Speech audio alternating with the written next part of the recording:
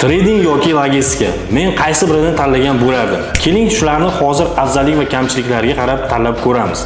Logistikaning eng katta afzalligidan biri bu unda stabil oylikni mavjudligi. Ya'ni sizni belgilangan oylik maoshingiz mavjud bo'ladi. Logistikada ishlovchi ko'pchilik insonlar asosan kechqurun ishlashadi. Yana bitta kamchiligidan biri bu ba'zi bir sezonli paytlarda sizni oylik ish haqingiz pasayishi yoki ko'payishi mumkin. Trading esa xuddi shuni teskarisi. Tradingda to'g'ri stabil oylik mavjud bo'lmaydi, lekin siz bilimingiz va tajribangiz orqali har doim topayotgan pulingizni oshirib borishingiz mumkin. Ya'ni siz mana shu oyda $1000 topasizmi, keyingi oylarda siz 1200, 1,5 yoki 3000 dollar topishingiz mumkin.